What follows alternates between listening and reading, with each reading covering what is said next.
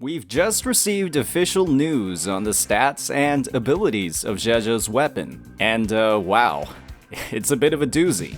With a base attack of 500 and a whopping 72% critical damage at level 90, this weapon is one of the most unique blend of stats that we've seen in Wuthering Waves. It's also a Rectifier. Any player who's had the chance to preview these numbers likely has a ton of questions. Is this weapon strong? Is it usable on multiple characters? And the big one, is it actually worth pulling? Some of these questions have definitive answers, while others truly depend on the status of your account. The value of a weapon, especially in a game like Wuthering Waves, is tied to your roster of characters. With the ability to share weapons across teams and characters in the most important endgame content, one of the most efficient strategies a player can take is to pull for weapons that can be equipped across multiple characters on your account. When we think of characters that can share weapons, it's usually DPS characters who heavily benefit from the increased base attack and critical stats associated with 5-star weapons. Zhezhi's weapon is a prime example of this. Today we'll be answering these questions you might be having on the weapon, breaking down the overall effectiveness of Zhezhi's signature, who some of its best users will be, and whether or not it's actually worth pulling based on the state of your account. It's a powerful weapon, rest assured, but if you're already a proud owner of Yin Signature, Stringmaster, it might not have as much value as you might think.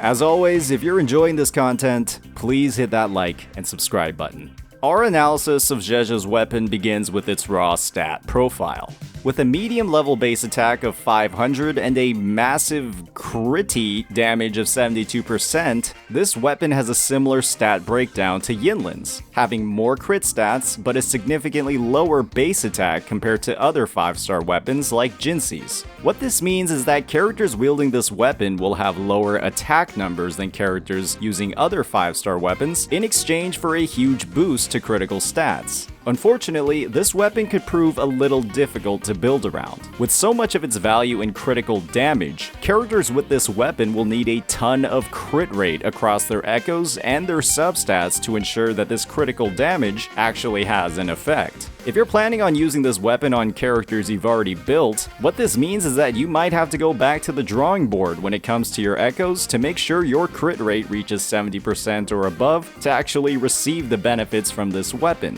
Yinlin's weapon, also in the same class, is generally much easier to build around, as crit rate is oftentimes a more important stat to build to ensure that crits can even have an impact in the first place. This weapon's stat profile isn't necessarily a con, but it's something players should keep in mind as it can have a large impact on your echo viability. The plus side of this is that Zhezhi's signature should allow you to reach the highest possible critical damage in the game. Good luck getting there though.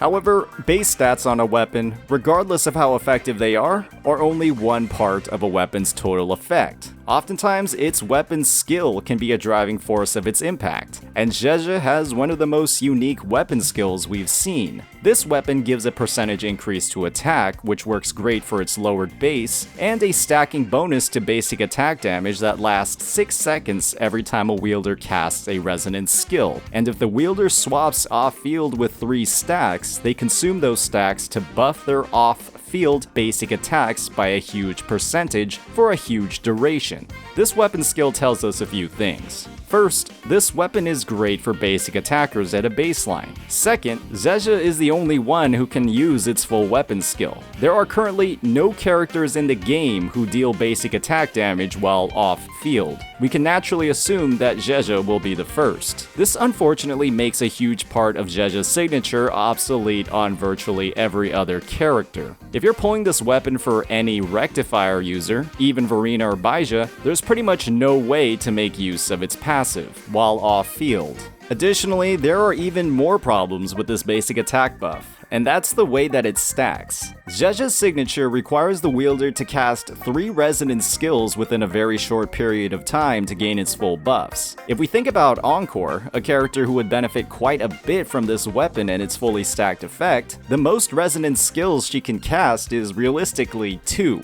starting with the Resonance skill, then her Resonance Liberation, followed by her Enhanced Resonance skill after the cooldown is reset. Even with Encore's reduced Resonance skill cooldown of just 4 seconds in her burst mode, it'll be difficult to have more than 2 stacks active at any point in time. What this means is that the total buffs you'll be receiving from Zhezhi's weapon on its arguably second best user is a 12% attack buff and a 24% boost to basic attack damage at S1. That's alright?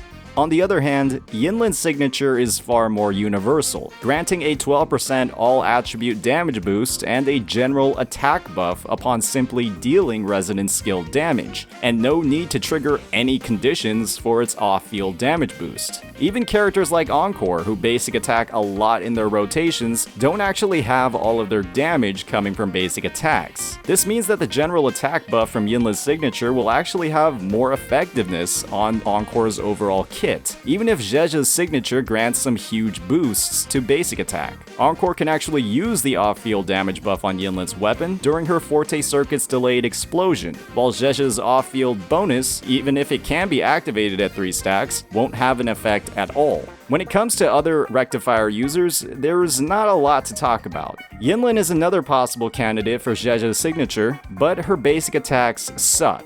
Really bad. Yinlin is also unable to generate more than 2 stacks on the signature's passive, as it activates on Resonance skill cast, compared to String Master, which generates stacks on dealing Resonance skill damage. Yinlin's Forte Circuit's coordinated attacks deal entirely Resonance skill damage. Moving on to other Rectifier users, Verena and Baizha take on the role of healers who work far better with variation compared to any other option to shorten their field time. They're out of the conversation. Even if you wanted to build Verena as a sub DPS, Zhezhi's signature's basic attack boost does nothing to improve her overall damage, so String Master is a better option here.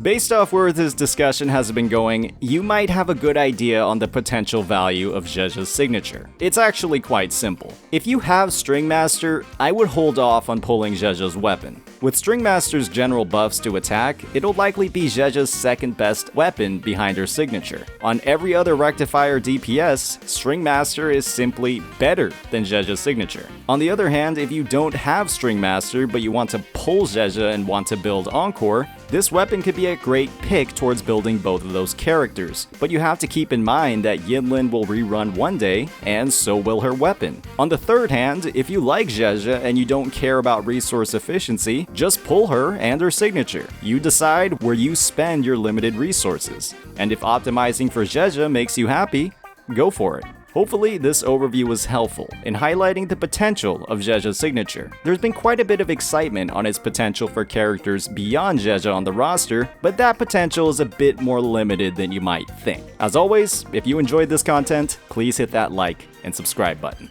Peace out.